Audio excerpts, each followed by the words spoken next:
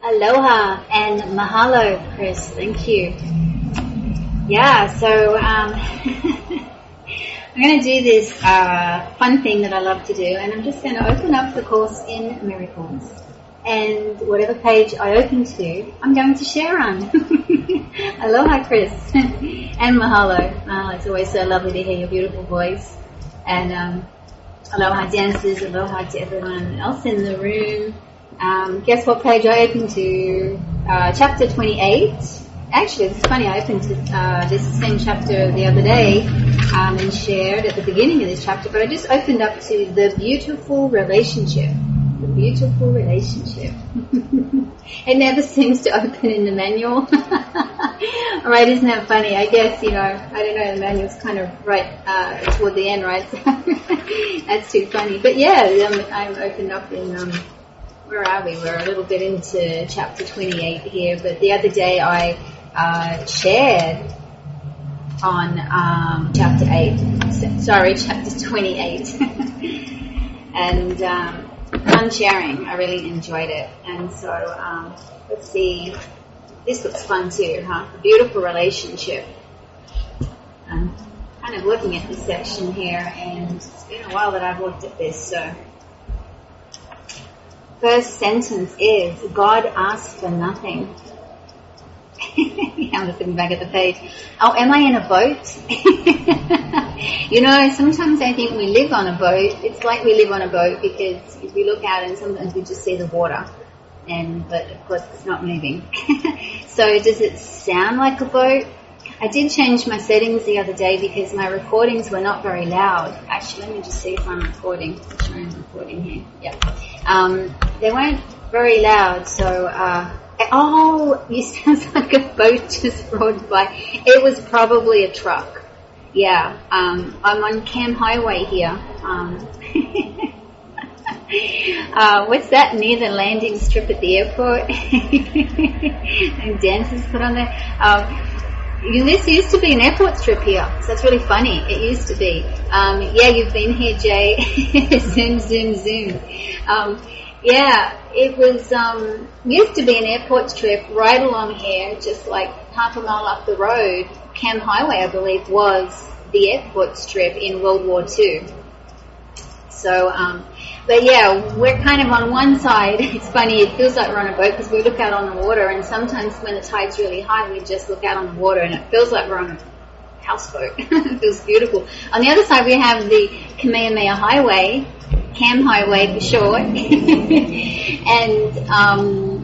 And you might have just heard that one, I'm not sure, but there's traffic going past all the time and you might not be hearing it. When I've listened back to my recording the other day, after adjusting the volume, I noticed that trucks or whatever, every now and again you can hear a louder car or a motorbike or a truck, something like that. But let me know. I can change it back to the other setting if it's not horribly loud. Okay, yeah.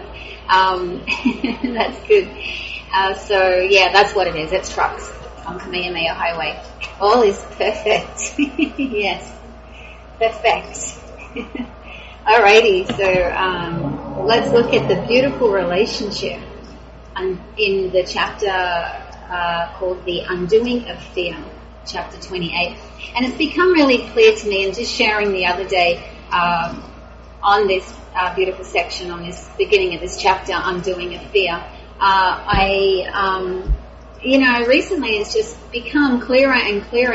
Jesus asks us to have a good look at the darkness, to have a good look at the ego, and have a good look at our thoughts, our fearful thoughts. And it's become just clearer and clearer to me recently on this journey that we really do have to have a look and get very clear on what we don't want. We have a look at this, what we have always believed to be our truth, and we begin to question it, and we begin to see that we've been kind of confused, been imagining. It's been an imagination, the world of separation, and so we begin to realize, come to see that we've got to get really clear on what we don't want. We've got to kind of nail that. Be pretty clear on what the voice of fear is. And so we can be aware through much of the day in listening to those voices and really catch the voice for fear. We come to get very clear on what that voice is and these fearful thoughts that are arising, and catch them at the get-go and catch them in that moment, be aware of our thoughts. And what I'm finding really useful, which is from the Way of Mastery, is starting off in the mornings. This is part of the meditation that Joshua gives us, is to release, to commit, to commit to releasing anything that's not love, everything that is not love.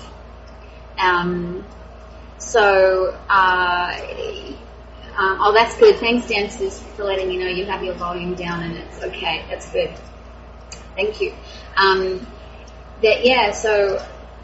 Committing, I'm finding that, that's something that Joshua's given to us to add. He gives us examples, some exercises, meditation, in the Way of Mastery, and just recently adding that one to it. And one of the very first things, and I love this too, is as soon as we get out of bed in the morning, the very first thought we have, the first thing we do is declare, I need do nothing.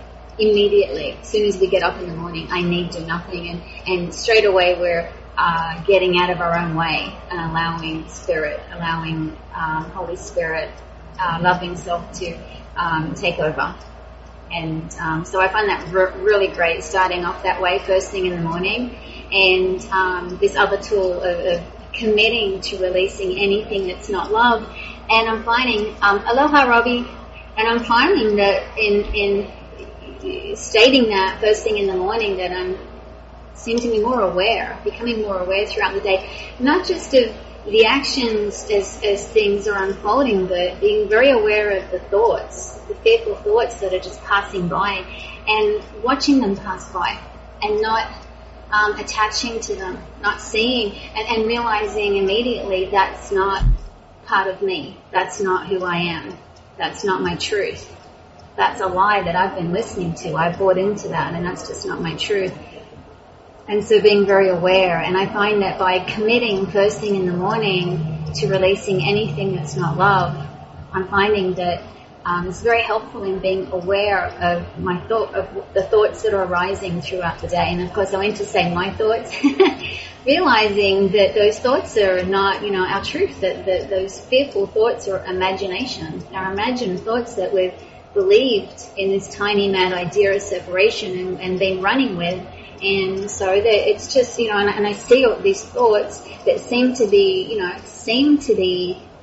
so many different stories, realizing that it's just the one story, the one tiny mad idea that seems to be appearing in so many different ways, because that's just the way of the eyes of separation, believing in all these differences, and coming to see that again and again we are just continually taking a look at the lie that we've been believing in. The April Fool's joke, really. It's kind of that. I love that. I think, Dave Schock share on that one day here at Radio Gather, and saying, that it's like an April Fool's joke. And that is kind of how it feels like today, because it is something that we can begin to really have a laugh at when we realize that the joke's on us. That there's really one of us here and the joke's on us. And that we are so in this together. And I love the compassion that is arising today. Something that I'm noticing more and more. Did you hear that motorbike, Jay? Sometimes on the weekend they have groups of the motorbikes that got past here. So we might hear them as a group goes past. Yeah, as Robbie just wrote on the board, we have a look and we have a laugh. We have a laugh because we realize that it's just our imagination, that we've been making it all up, and that we're saying all up, making the idea, we made up the idea of this possibility of being separate from God, that, an idea of other gods,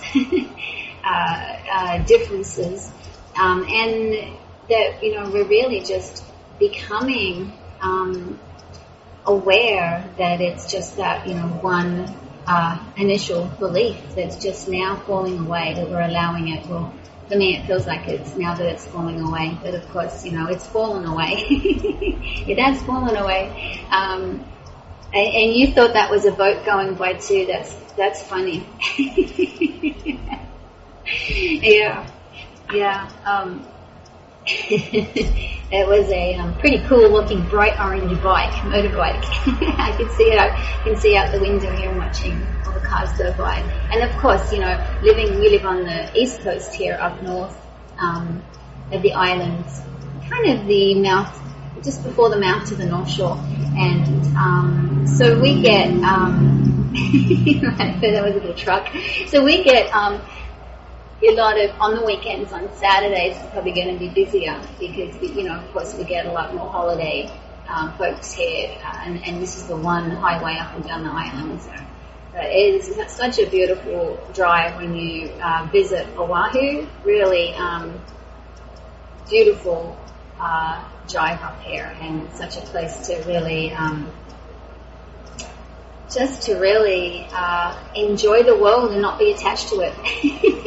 That's a funny thing. Yeah, it can be pretty curvy up here too, Robbie. Yeah, but just realizing that, I remember before I moved over here, I was being I felt kind of tested. I remember as I came here on a lot of holidays, a lot of trips, and I remember saying to myself, gosh, it feels like Holy Spirit, Spirit's sending me back here again and again so I can detach, because I felt I had quite an attachment to the mountains, to the turquoise water, to Hawaii, and, always had an attachment to particularly things, to have one to the beach and beautiful beaches.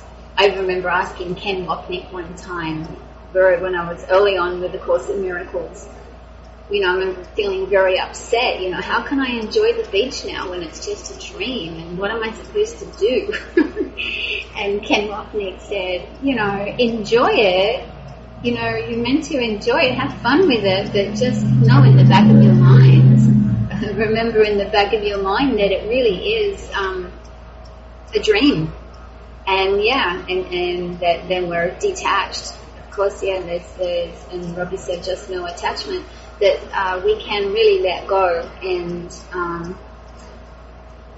allow everything to be as it is and just enjoy it. And today, it's funny because I definitely did not feel like this at all the first few years of studying A Course in Miracles, but I'm really excited about the happy dream. Because I'm getting really lots of just realizations of this happy dream, and realizing that it's not something, it's right here, right now, and that we can, enjoy it all. That it's not. I come to realize that it's not about escaping the dream. It's not about escaping anything here, but detaching is really. Enjoying it, but as Ken Wapnick had said, just knowing in the back of the mind that it's not, that ultimate truth, that it is a dream, that it is in our imagination, but, why not enjoy the imagination, enjoy the happy dream? And when we know in the back of our mind, we're always reminding ourselves that it's not our truth, and we're just becoming more aware of that, that we find that it can be fun. It can be so exciting to just that feeling of unknowing, not knowing what love has in store next, what, when we let go, when we do detach and just allow everything to be, but enjoy it all along the way and have fun with it, that, we become so lighthearted. And how fun. And, and I also see today that, I used to see the goal as exiting the dream.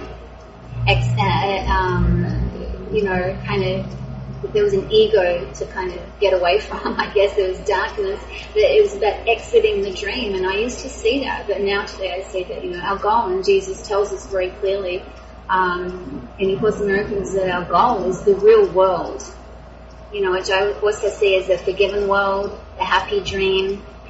Jesus tells us that is our goal, and of course, that is our goal, as that's where God takes the final step and lifts the son out of the dream.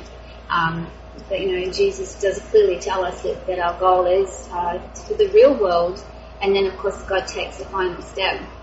And, as we begin to really get those glimpses and realizations of the real world, of the forgiven world. And I like saying the forgiven world because I've read in different books too that Mirror on Still Water, I believe, is where I read one time that Jesus was saying that when he was, in his final lifetime in the body, that he would spend time focusing on imagining the forgiven world. That he would spend time in, and I'd read that in Mirror on Still Water. Then recently I was looking at a book that I had mentioned the other day, The Lost Years of, it's called Veronica, The Lost Years of Jesus. A lady, Jacqueline, I've forgotten her last name, but she has had some life memory, some memories of a previous existence as Veronica, the cousin of Jesus, and she shares from Jesus' life and hers and Mary's, and one thing that she shared, or that was in her book, was that Jesus was talking to someone who he was learning with. I forgot the gentleman's name, but they together were discussing what it would be like with, people living in peace and happiness, and it reminded me of this, when he mentioned, and I believe it was Mirror in Still Water where I had read the other piece on the forgiven world, but where he had spent time imagining and focusing on the forgiven world. And, and our imagination, the imagination is a dream. I see today it's not the problem, but it can be so useful in the atonement, so useful for the heading home that, we utilize the imagination to use it toward the forgiven world, the happy dream. And when I've sat with this myself and considered, that's what it kind of feels like, contemplating, considering the forgiven world and what it would be like, then it's really cool. It feels so good. It feels so good in my heart. I know that it's a good thing.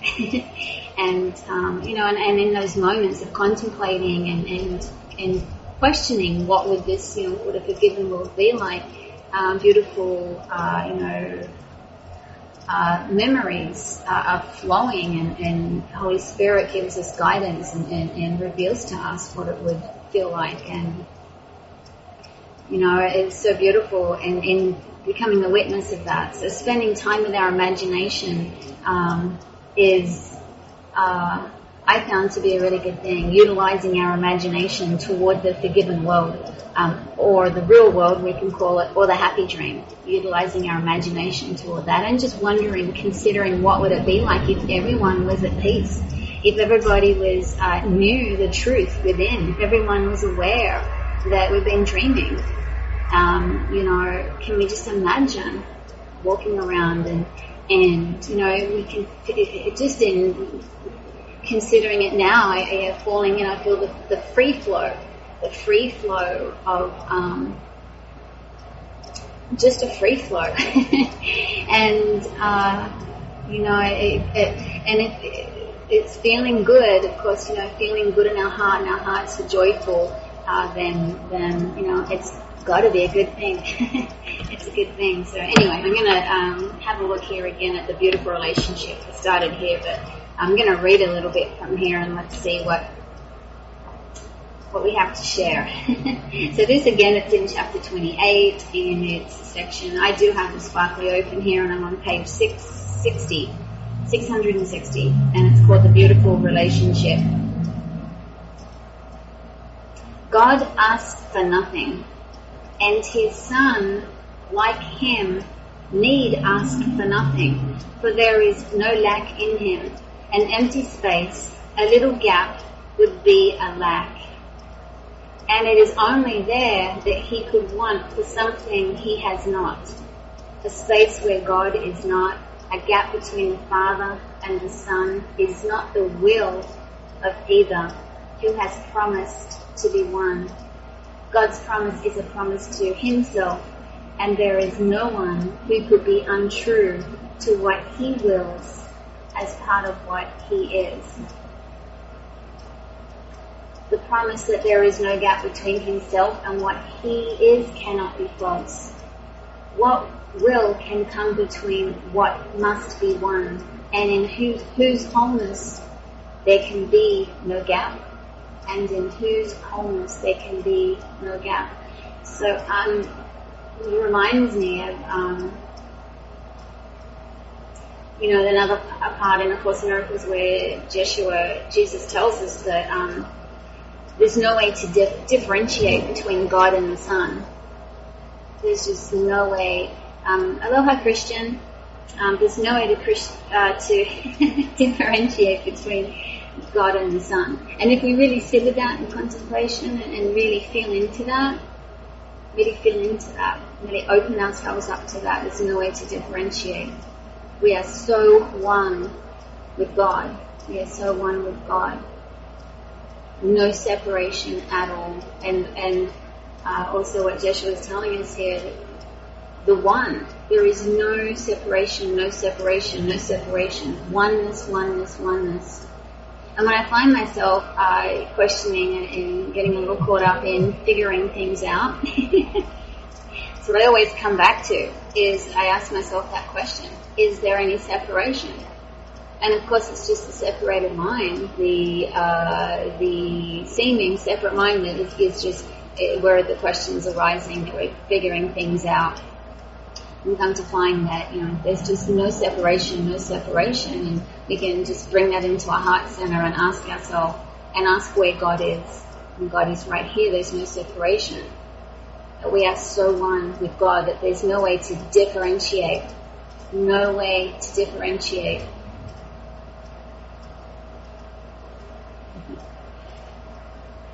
Okay, let's have a look. I'm going to read on a little bit here. The next paragraph.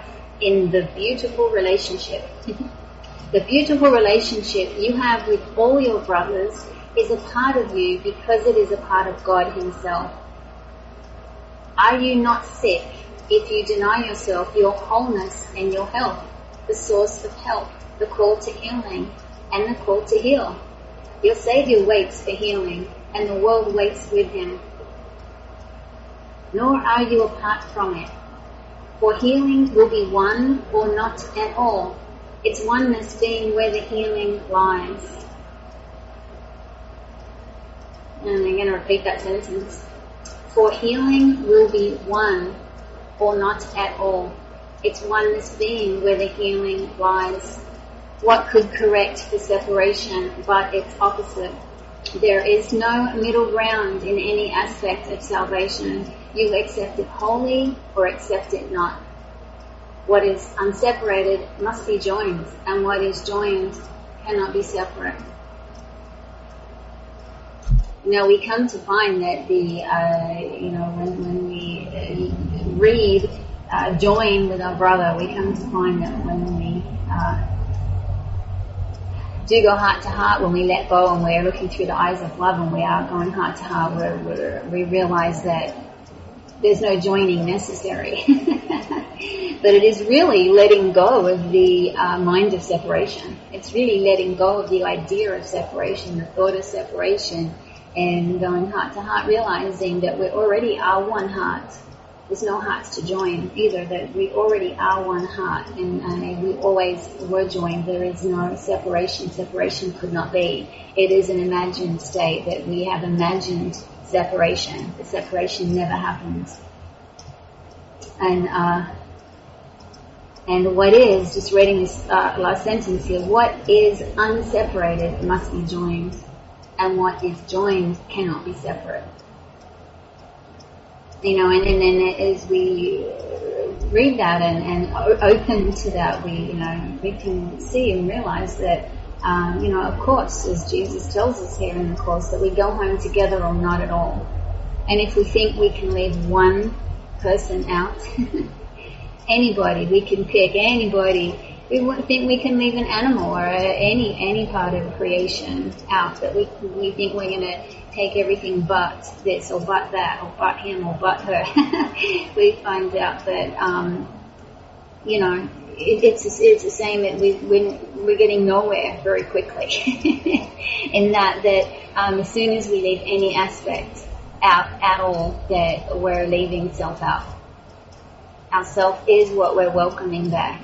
In every brother, when we open our hearts and go heart to heart with our brother, we are welcoming ourself back. We are embracing ourself. Whereas looking through the eyes of separation and seeing a brother as separate and being a victim and seeing that a brother is very separate from ourselves, we're just looking through the eyes of our belief in separation.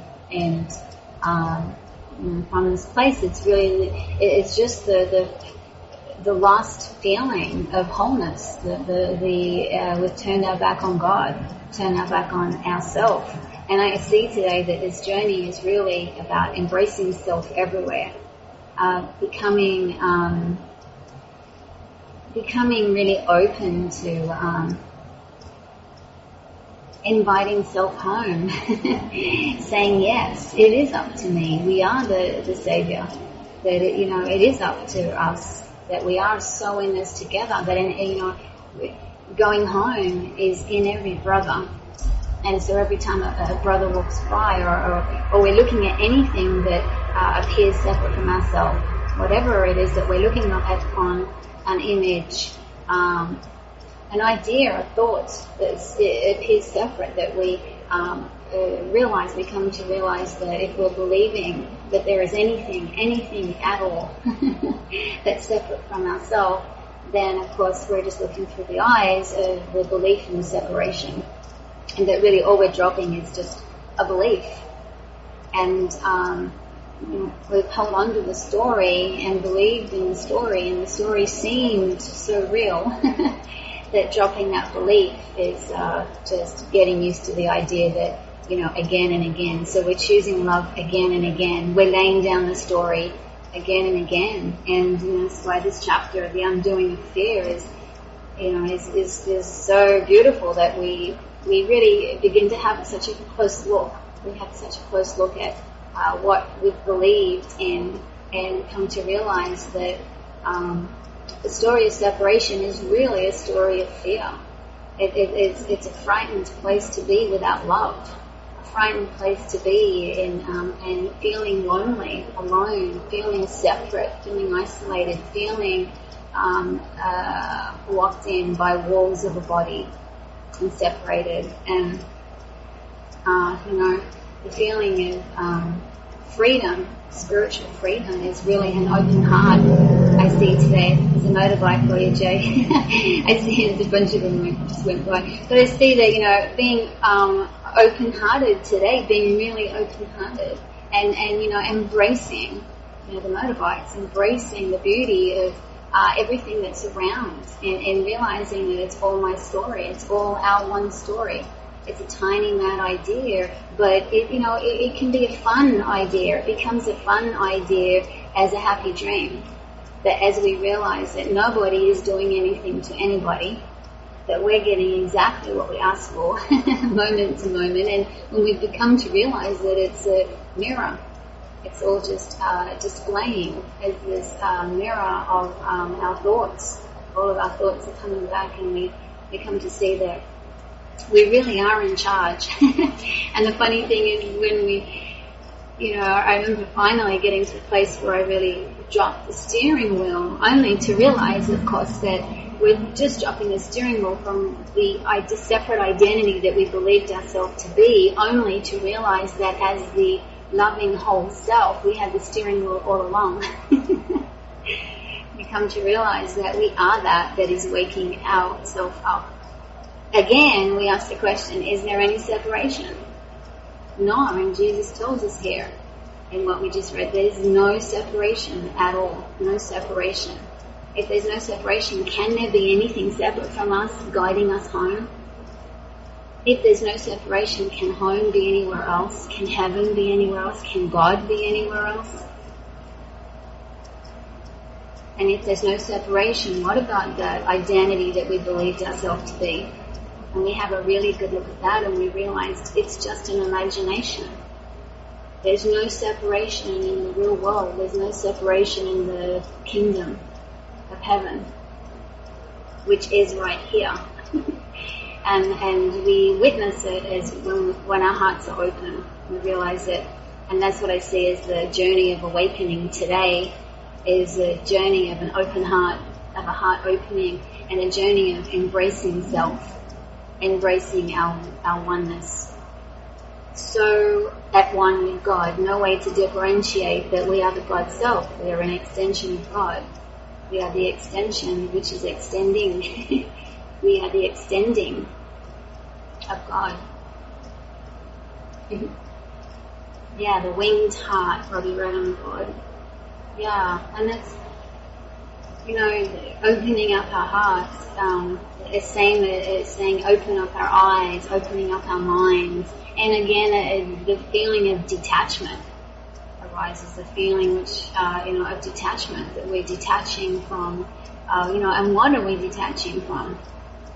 We're detaching from a story of other than God. A story that we've ran with, that we've been believing in, of just other than God, and realizing it's just an imagination, it's a story, and that we're letting that go, we're laying that down. And as we lay it down, we rest. And as we rest, our hearts are able to open. Our hearts are opening as we're resting in peace and listening. And as our ears turn to listen to the truth, our hearts are opening. And I see this story that we've turned our back on God, looking for something other than God, another God to replace God. Looking for something other. And so, this opening our hearts, this returning to love, returning to truth, we're turning around, we're facing love. And when we face love, when we listen to Christ self, when we listen to our higher self, the Holy Spirit self, we find that in that moment of just listening, our hearts are opening. Our hearts, we're in that open place, and in that place of waking up. Every time we turn to face the truth, and we're listening to the truth, and we're believing, we know now that the truth is what will set us free. That's where our spiritual freedom is, and in really turning to face the truth and turning to listen to the Holy Spirit, the voice of God, is our freedom. And in that moment of listening and following and being so open to the messages that are coming forth, where in that moment our eyes are open. Our eyes are open. We're in that beautiful presence of waking up and remembering. As we face love, as we listen to love, we're open to remembering. As we listen to the voice of fear, we're just turned away from the truth and no longer listening, no longer open. And so just the listening to the voice of love is I see it as having an open heart, and allowing ourselves to be guided, letting go of doing it our way. And that's why I see getting up in the morning and the very first thing saying, I need do nothing. We're vowing to get out of the way straight away, first thing in the morning. And Jeshua asked us that in the Way of Mastery, to employ that. First thing in the morning, we get out of bed and we commit to, first of all, we say, I need do nothing. And then we spend time in meditation. What would it be like to be sitting here in a chair as an awakened Christ? This is exercise that he gives us, later, or whenever we're choosing to do the meditation. I need do nothing, I see as saying as soon as we get out of bed is helpful, that, we may go get breakfast, do our teeth, or begin our day. We may even get on the computer, but telling ourselves, I need do nothing, grants as soon as we get out of bed that we're going to listen to love. We get out of the way and we listen to our true self, to our higher Holy Spirit self speak. And we as soon as we get out of bed, we're guided, rather than beginning to plan our day or thinking too much about our day. And we might find that somewhat, if we were planning the day the day before, we may find some things might alter a little bit, because now we're being guided by love, being guided by spirit. And so the meditation that he shares is, after I spend a little time having a cup of tea, having breakfast, and then considering I need do nothing, then sitting in meditation for 5 minutes, and Joshua asks us to kind of question in our minds, what would it be like to sit here in a chair as an awakened Christ for 5 minutes? And what might this feel like? And to begin it by recognizing and declaring, I and my Father are one. I and my Father are one. I and my Father are one. What's Begamite? Robbie? To use Begamite? When I was in... Oh, you mean Vegemite. Get it right? Yes, Vegemite. There you go. Vegemite, yeah. I wasn't really yummy. Lynn likes Vegemite. I wasn't a huge Vegemite fan, but I do like Vegemite with cheese. And I don't think you can get them here, maybe in our imagination, but they have Kraft singles, the Kraft single cheese slices. They make them in Australia with Vegemite in them. So when you buy your cheese slices, the Kraft singles, they'll have kind of a black tanny colour in amongst with the yellow. You see that there's Vegemite in with the cheese. And that's where I like, yeah, that's the Men at Work Vegemite. That's where you guys probably know of it, right? Or unless if you visited, I don't know. I think you can get it now anyway on Amazon, not pretty easily here. Get everything on Amazon, right? It's quite flavorful. I guess Lynn must order it. Do you order it, Lynn? I guess you can get it on Amazon here, right? I brought it back from Australia in the past when I've bought it here. Brought it over here from Australia. And it's good in cooking. It's good to use in cooking.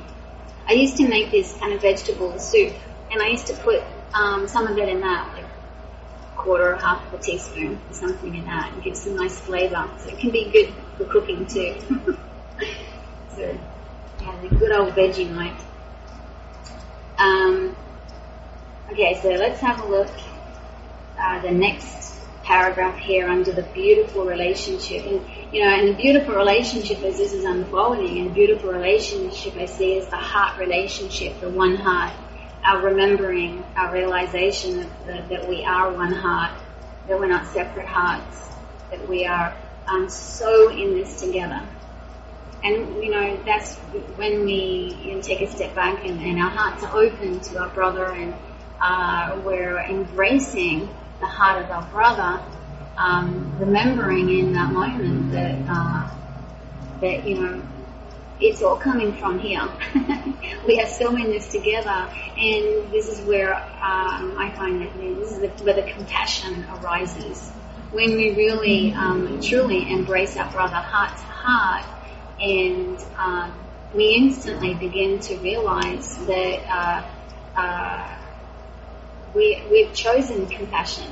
In the moment of choosing heart to heart, we've chosen compassion, because we're really in that moment realizing that we're doing everything to ourselves, that that there really is nobody separate from us that can possibly do anything here to... Where's this thing on my computer? There's really nothing that can... nobody can do anything to us outside of us. That everything, every brother is such a beautiful gift, and we come here and play these parts that in this dream figures, we play these parts for each other.